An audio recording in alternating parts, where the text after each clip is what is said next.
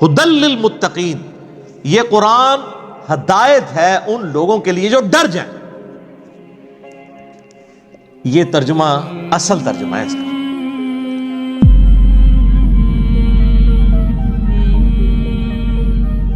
ذالک الکتاب لا ریب فیہ، یہ وہ کتاب ہے جس میں شک کی کوئی جگہ نہیں ہے. دیکھیں کتنے جاہ و جلال کے ساتھ کتاب اوپن ہو رہی ہے. کانفیڈنس لیول آپ کتاب کا دیکھیں. کتاب سٹارٹ ہو رہی ہے کہ بھئی یہ کتاب جو آپ پڑھنے جا رہے ہو کوئی شک نہیں. کوئی شک کیوں نہیں؟ اس کی وجہ یہ کہ اس کتاب کے اندر جو کانفیڈنس اور جو سچائیاں بیان ہوئی ہیں نا وہ اپنا آپ منوا لیتی ہیں. اور اس میں یہ بھی امپلائڈ تھا کہ جو سابقہ امتیں ہیں نا، جیوز اور کرسچنز، ان کو اس میں کوئی شک نہیں ہے. جس طرح کہ سورہ الانعام میں آتا ہے کہ نبی علیہ السلام کو ایسے پہچانتے ہیں جس طرح اپنے بیٹوں کو. اور سورۃ الاعراف میں آتا ہے کہ یہ اس نبی کو، نبی امی کو اپنے اندر پا رہے ہیں جس کی صفات وہ تورات اور انجیل کے اندر پڑھتے تھے. یعنی یہ کتاب کوئی شک نہیں ہے کہ یہ وہی کتاب ہے.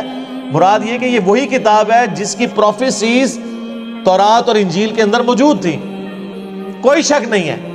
ان معنوں میں بھی بے شک یہ وہی کتاب ہے جس کا تمہیں انتظار تھا، اور ان معنوں میں بھی کہ یہ اللہ کی طرف سے نازل ہوئی ہے، اس میں کوئی کنٹراڈکشن نہیں ہے، یہ اللہ کی کتاب ہے. دونوں اعتبار سے یہ شک سے پاک ہے. جو سورہ النساء کی آیت نمبر 82 میں بھی آگے چل کے آئے گا کہ اگر قرآن کسی اور کی طرف سے آتا اللہ کے سوا تو تم اس میں بڑا اختلاف کثیر پاتے. یعنی اس کی آیات آپس میں ٹکرا رہی ہوتی، ایک مضمون کچھ اور کہہ رہا ہوتا، دوسرا اس کے بالکل اپوزٹ. تو اتنی موٹی کتاب بغیر ٹکراؤ کے یہ اللہ کا کلام ہے. اور پھر اس کا جو کانفیڈنس لیول ہے نا، یہ کئی لوگوں کو بڑا اپیل کرتا ہے. یہ عبد الرحیم گرین جو ہے نا، مسلمان ہوئے ہیں نا، جو اس وقت انگلینڈ کے اندر بہت بڑے ایک مسلمان اسکالر ہیں. وہ ایسا بندہ ہے کہ یعنی کہ اس وقت جتنے لوگ مسلمان ہوئے ہیں نا، بڑے ہائی ٹیر پہ لوگ، ان میں اس طرح کا بندہ کوئی نہیں ہے. یوسف ایسٹس اگر ہیں تو یوسف ایسٹس جو تھے امریکن یعنی پروٹیسٹنٹ ایک پریسٹ تھے، وہ مسلمان ہوئے ہیں. لیکن یہ جو عبد الرحیم گرین ہے نا، اس نے دنیا کے سارے مذاہب پریکٹیکلی پھرے ہیں. 4 سال تک بدھسٹ بھی رہے ہیں، کرسچن بھی رہے ہیں، سارے مذاہب پھر کے اینڈ پہ یہ اسلام کی طرف آئے ہیں. آپ ان کی لائف سٹوری بھی انگلش میں رکھی ہوئی ہے جو انہوں نے سنائی ہے. تو وہ عبد الرحیم گرین کہتے ہیں کہ جب مجھے قرآن یعنی جب میں نے پڑھنا شروع کیا نا، تو میں یعنی قرآن پاک کے کانفیڈنس سے بڑا متاثر ہوا کہ یہ بڑے یعنی پیشن کے ساتھ بات کرتا ہے. نمبر 1. نمبر 2، وہ کہتا ہے قرآن میں اس طرح کا ربط نہیں ہے جو انسانی کتابوں میں ہوتا ہے، کیونکہ قرآن کا سٹائل خطبے کا ہے جو میں پہلے ایڈریس کر چکا ہوں. یہی بات اس نے جوشوا نے بھی کی، جس کا پچھلے دن ہم نے کلپ بھی چڑھایا تھا، how Bible led me to accept Islam. تو وہ بھی یہ کہتے ہیں قرآن کا جو کانفیڈنس ہے نا کہ ایسا کرو تو کامیاب ہو، ایسا نہیں کرو گے تو یہ ہو جائے گا. آپ یقین کریں دنیا میں سخت سے سخت طبیعت والے بندے کی کتاب اٹھائیں نا، اس میں آپ کو وہ اعتماد اور وہ پیشن نظر نہیں آئے گا جو کتاب اللہ کے اندر آپ کو نظر آتا ہے. یہ خدا الہ مالک رب ہی اپنی مخلوق سے اس طریقے سے بات کر سکتا ہے. انسان جتنا مرضی بڑا ہو جائے وہ اس طریقے سے گفتگو کر ہی نہیں سکتا، چاہے بھی تو نہیں کر سکتا. یہ اس کتاب کے اندر زور ہے. لا ریب فیہ ھدی للمتقین. اگر فی ہی کو آپ آگے ملا لیں، لا ریب پہ آپ وقف کر لیں تو پھر یہ معنی بنے گا کوئی شک کی جگہ نہیں ہے. فی ہی ھدی للمتقین، اس میں ہدایت ہے پرہیزگاروں کے لیے. فی کو پیچھے کر لیں تب بھی معنی میں کوئی فرق نہیں پڑتا. ھدی للمتقین، یہ قرآن ہدایت ہے ان لوگوں کے لیے جو ڈر جائیں. یہ ترجمہ اصل ترجمہ ہے اس کا. وقا عربی میں کہتے ہیں نا بچنے کو. اچھا ہم جب کہتے ہیں نا قرآن میں ہدایت ہے پرہیزگاروں کے لیے، یہ ترجمہ کر لو. اچھا تو جو نان پرہیزگار ہیں ان کے لیے ہدایت کہاں ہے؟ سوال ہے نا. تو اس کا معنی ہی غلط کیا گیا. اس کا ترجمہ مولانا مودودی رحمہ اللہ تعالیٰ نے بالکل ٹھیک کیا ہے کہ یہ کتاب ہدایت ہے ان لوگوں کے لیے جو ڈر جائیں، چاہے وہ کافر ہے، چاہے مسلمان ہے، چاہے گناہ گار ہے، چاہے نیکوکار ہے. کئی نیکوکار ہیں، ہے پرہیزگار ہیں، لیکن ہر الٹا کام کر رہے ہیں کیونکہ وہ متقی نہیں ہے. پرہیزگار یعنی جو آپ نے لائسنس رکھے ہوئے ہیں، داڑھی، شلوار ٹخنوں سے اوپر، تسبیح، ٹوپی، یہ لائسنس ہی ہے نا کسی کی پرہیزگاری کا. آج دنیا میں کسی کو جج کرنے کا طریقہ کیا ہوتا ہے؟ بڑا نیک ہے، وہ کیا دیکھ رہے ہوتے ہیں؟ یہی کچھ دیکھ رہے ہوتے ہیں گیٹ اپ. حالانکہ تقویٰ تو ادھر ہوتا ہے، وہ تو اللہ کو پتہ ہے ریاکاری کے لیے کر رہا ہے، دکھلاوے کے لیے کر رہا ہے، کس لیے کر رہا ہے؟ بہرحال جو دنیا کے لائسنس ہیں ان میں جو پرہیزگار ہیں ان میں سے کئی لوگ ہیں جو متقی نہیں ہیں.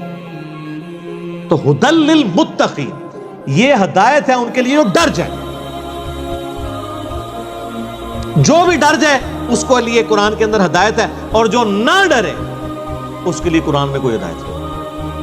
یہ بڑی خطرناک بات ہے. قرآن سٹارٹ اس سے لے رہا ہے کہ قرآن میں ہدایت اس کے لیے ہے جو ڈر جائے، اور جو نہیں ڈرے گا کوئی ہدایت نہیں. آگے چل کے آئے گا شہر رمضان الذی انزل فیہ القرآن ھدی للناس وبینات من الھدی والفرقان. رمضان کا مہینہ وہ ہے جس میں قرآن نازل ہوا ھدی للناس، پوری انسانیت کے لیے ہدایت ہے. وہاں تو متقی کا بھی ذکر نہیں آیا، پوری انسانیت چاہے کافر ہے چاہے مسلمان ہے. وبینات من الھدی، اور اس میں ہدایت کے بڑے بڑے روشن دلائل ہیں، والفرقان، اور حق اور باطل میں تمیز کرنے والی کتاب ہے. اچھا یہ الفرقان نبی الاسلام بھی ہے. صحیح بخاری میں حدیث ہے محمد فرق بین الناس، محمد صلی اللہ علیہ وآلہ وسلم لوگوں میں حق اور باطل میں فرق ہے. یہ کتاب بھی الفرقان ہے. تو ھدی للمتقین، ان کے لیے ہدایت ہے جو ڈر جائیں. اس کا کیا مطلب؟ کہ جو شخص زندگی میں غور و تفکر کے بعد اس رزلٹ پہ پہنچے کہ مجھے میری مرضی کے بغیر کسی نے پیدا کیا اور اس نے اس فیس آف ارتھ میں مجھے پٹ کر دیا، اور یہ میری آبزرویشن ہے کہ سب لوگوں نے مرنا ہے. تو اگر سب لوگوں نے مر جانا ہے تو مر کے کس اگلی ایسی زندگی میں جانا ہے؟ اگر کسی کے بنائے سے ہم بنے ہیں تو پھر جس نے بنایا ہے اس کو رسپانس نہ کیا تو مرنے کے بعد جب اس کے سامنے پیشی ہوگی مرنے کے بعد تو کہیں شرمندگی نہ اٹھانی پڑے. جب یہ تصور کسی بھی انسان کے دماغ میں آ جائے، اس کا دل اس تصور کی گواہی دے دے تو فوراً ڈر جائے گا. یار مجھے کس نے پیدا کیا؟ میرے تو ماں باپ کو بھی نہیں پتا کہ مجھے کس نے پیدا کیا، وہ خود کیسے پیدا ہوئے. تو الٹیمیٹلی ایک خدا کا تصور آتا ہے. وہ اللہ جس نے ہماری مرضی کے بغیر ہمیں پیدا کیا، وہ ہمارے ساتھ کچھ بھی کر جائے ہمیں وہ بچا نہیں سکتا. سب سے بڑا تو اس نے ہمارے ساتھ کام کر دیا نا کہ پیدا کر دیا، ہم سے پوچھ کے کیا. تو اب بھی جو کچھ وہ کرے گا وہ کوئی نہیں کچھ کر سکتا. تو اس میں پھر آسانی کی راہ کیا ہے کہ اسی رب کی پناہ لے لی جائے، اور اسی کے لیے کتابیں نازل ہوئیں، پیغمبر آئے. اس سورۃ البقرہ کے پہلی 4 رکوع کے اندر پورے قرآن کا خلاصہ آ جائے گا. تو جب ایسا شخص غور و تفکر کرے گا نا تو فوراً اس کے اندر ایک ڈر پیدا ہوگا، یار میرا کیا بنے گا؟ کہیں میں نے جانا ہے، کسی کو منہ دکھانا ہے، میں کیا کروں؟ تو اس کے لیے پھر قرآن میں ہدایت ہے. ایسا شخص الٹیمیٹلی قرآن تک بھی پہنچ جائے گا، پیغمبروں کی تعلیمات تک بھی پہنچ جائے گا، اور ایسا شخص جب قرآن کو پڑھے گا تو اسے ہدایت ملے گی. فذکر بالقرآن من یخاف وعید، اے نبی علیہ السلام قرآن سے اسے نصیحت کریں جو اللہ کی دھمکی سے ڈر جائے. کتنے حیران کن بات ہے. نبی علیہ السلام کو منع کیا گیا جو دھمکی سے نہیں ڈرتا اس کے لیے کوئی نصیحت نہیں ہے. فذکر ان نفعت الذکر، نصیحت کرو اگر نصیحت کرنا کسی کو فائدہ دیتا ہو. سیذکر من یخشی، نصیحت اس کو کریں جو ڈرتا ہے. وَيَتَجَنَّبُهَا الْأَشْقَى، اور جو شکی ہو چکا ہے، بدبخت ہو چکا ہے، ڈرنے کے لیے تیار نہیں، چھوڑ دیں. الَّذِي يَصْلَى النَّارَ الْكُبْرَى، اس کا علاج یہ کہ ہم اسے بڑی آگ پہ پیش کریں. ثُمَّ لَا يَمُوتُ فِيهَا وَلَا يَحْيَا، پھر وہ نہ وہاں پر زندوں میں ہوگا نہ مردوں میں. قَدْ أَفْلَحَ مَن تَزَكَّى، بے شک کامیاب وہ ہوا جس نے اپنے نفس کا تزکیہ کر لیا، پاکیزگی کی روش اختیار کر. وَذَكَرَ اسْمَ رَبِّهِ فَصَلَّى، اور اپنے رب کا نام لے کر نماز قائم کی، نماز پڑھی. آپ دیکھیں کہ سورہ الاعلیٰ، اس کو آپ پورے کے پورا یعنی ایک جو اللہ کی دعوت ہے اس کو کب کرتی ہے. بل تؤثرون الحیات الدنیا، لیکن تمہارا اصل مرض یہ ہے کہ تم دنیا کی زندگی کو ترجیح دیتے ہو.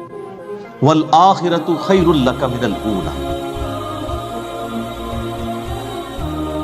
والآخرۃ خیر وابقی، جبکہ آخرت جو ہے وہ بہتر بھی ہے اور باقی بھی رہے۔